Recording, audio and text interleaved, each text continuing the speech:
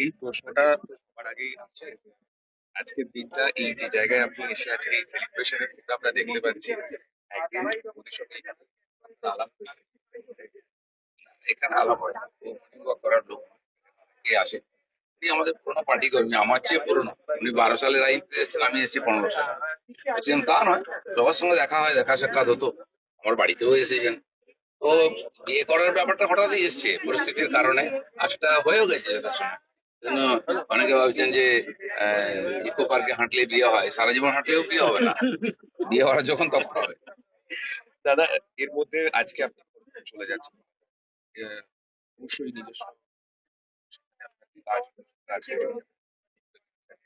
এরপরে দলের মধ্যে একটা চাপার উত্তর ছিল, আমরা আগের পর্বে আবার এখন পরিস্থিতি যাই হোক, পরিস্থিতি পাল্টায়, যে পরিস্থিতির সঙ্গে পাল্টায় না লোকে তাকেই মনে রাখে। তো পরিস্থিতি পাল্টাবে কিন্তু দিলীপ ঘোষের মিশন কখনো পাল্টাবে না। এই মুহূর্তে যে সময় আপনার বিয়ে নিয়ে হঠাৎ করে আপনি বলছেন, মিডিয়াতে এই মুহূর্তে সব থেকে বড় চর্চার টপিক হয়তো আপনার বিয়ে, এই সময় রাজ্যে অনেক subject আমরা দেখতে পাচ্ছি, কখনো মুর্শিদাবাদের অশান্তি, চাকরি হারা ছাত্রদের কান্না। এই মুহূর্তে দাঁড়িয়ে আবারও সেই বিষয়গুলো প্রথম থেকে আছে। আমি রামনবমী উপলক্ষে 10 দিন বাইরে ছিলাম, দক্ষিণ থেকে উত্তরবঙ্গ।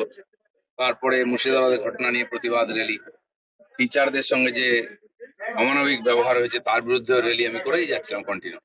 খালি দুদিনের জন্য আমার ব্যক্তিগত কাজের জন্য আমি ছুটিতে ছিলাম, তাও এখানে নববর্ষের মিছিল করেছি। 13 তারিখ এখানে মিছিল করেছি আমরা মুর্শিদাবাদ নিয়ে। তো কালকে পরশু বাড়িতেই ছিলাম, লোকের সঙ্গে দেখা সাক্ষাৎ এটা ওটা ছিল। আর আজকে জন্মদিন আছে, দুপুর অবধি এই পালন হয়ে যাবে, যেটা ব্যক্তিগত। আপনারা জানেন লোকেরা বড় বড় হল নিয়ে, স্টেডিয়াম নিয়ে জন্মদিন পালন করে, খরচা করে। আমি খোলা মাঠে করি, আর লোকের রাত্রেবেলা কেক কাটে, আমি ভোর 6টায় কেক কাটলাম। এই জন্য বুঝে নিতে হবে দিলীপ ঘোষ দিলীপ ঘোষ।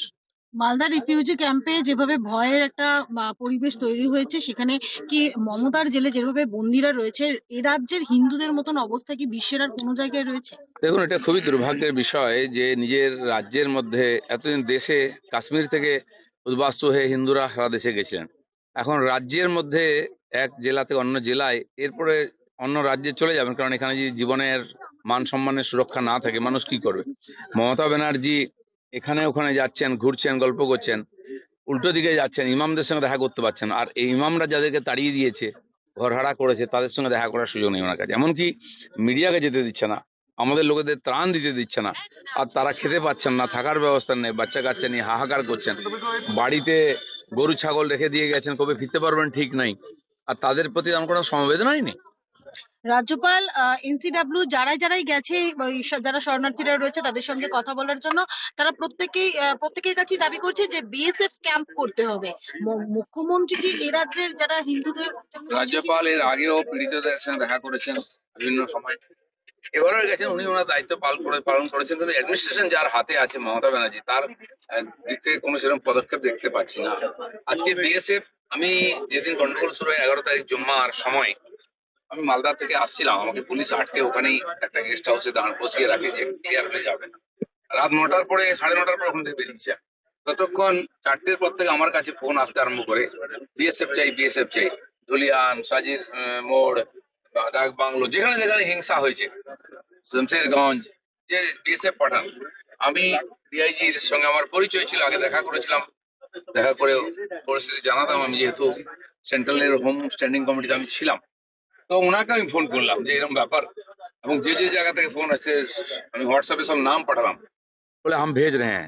6টার পরে ওখান থেকে বিএসএফ ঢোকে, মালদার দিক থেকে আস্তে আস্তে ক্লিয়ার করে। আর পুলিশ আমাকে আসতে দিচ্ছিল না। আমি বিএসএফ সঙ্গে কথা বললাম যে বন্ধ হয়েছে কিনা ঝামেলা, বলে হ্যাঁ বন্ধ হয়েছে, টেনশন আছে।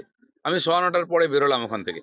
আর যখন দেখতে দেখতে ধুলিয়ান, হাজির মোড়, শামশেরগঞ্জ দিয়ে আসছি, তখন আগুন জ্বলছে, দোকান ভেঙা হয়েছে, গাড়ি জ্বলছে দুই দিকে, সে ভয়ঙ্কর পরিস্থিতি। কিন্তু মমতা ব্যানার্জি তখন না বিএসএফ ডেকেছেন, না পুলিশ স্পেশাল ফোর্স পাঠিয়েছেন, মানুষকে পুরো এই ভেড়িয়াদের হাতে ছেড়ে দিয়েছিলেন। পরের দিন আমাদেরকে কোর্টে যেতে হয়, শুভেন্দু অধিকারী কোর্ট থেকে অর্ডার নিয়ে আসেন, তখন অফিসিয়ালি বিএসএফ সব জায়গায় যায়। এখন যদি বিএসএফ পুলিশের কাজ করবে, থানার চেয়ে জায়গায় জায়গায় পোস্ট বসাতে হয়, তাহলে পুলিশ আছে কেন, সরকার আছে কেন? তাহলে তো আমরা যেটা দাবি করছি 355, 356, ওটাই লাগু করা হোক, মানুষের ওতেই ভরসা আছে। তিল তিল করে যারা বাড়িঘর তৈরি করছে তাদের সেই বাড়িঘর ভেঙে দিচ্ছে, পুড়িয়ে দেওয়া হচ্ছে। হিন্দুদের বাঁচতে কি এবার এই মুহূর্তে অস্ত্রই 11 তারিখ হিংসা একমাত্র হলো, দাওয়াই? 12 তারিখ হলো, 13 তারিখ সকালেও বেছে বেছে হিন্দুর দোকান পোড়ানো হয়েছে। আপনাদেরকেও ঢুকতে দেওয়া হচ্ছে না, খবর আসছে না, আমাদের কাছে ফোন আসছে যে 4টে দোকানের মধ্যে একটা হিন্দুর দোকান ছিল, সেটাকেই বেছে পুড়িয়ে দেওয়া হয়েছে। এই যে চলছে সাম্প্রতিক হিংসা, হিন্দুরা কি অপরাধ করেছে? পুরো মুসলিম জিহাদিদেরকে ছেড়ে দেওয়া হয়েছে রাস্তায়, লুটপাট করে খাও, কেউ রোকটোক করছে না। আমরা দেখেছি ওই বাপ বেটাকে কি নৃশংসভাবে হত্যা করা হয়েছে, গোটা গায়ে, লোকে পশুকে হত্যা করে না, কুপিয়ে কুপিয়ে রাস্তায় তড়পাচ্ছে, গাতে জলের মতো রক্ত বেরিয়ে যাচ্ছে, মারা গেছে, কেউ বাঁচাবার জন্য নেই, ভয় পালিয়ে গেছে সবাই। কি চলছে এটা? এ তো সিরিয়াতে, আফগানিস্তানে, পাকিস্তানে এরকম হয় না। তারপরে মমতা ব্যানার্জি মানুষকে মিথ্যা কথা বলে শোক বাক্য দিচ্ছেন, নিজের গদি বাঁচাবার চেষ্টা করছেন।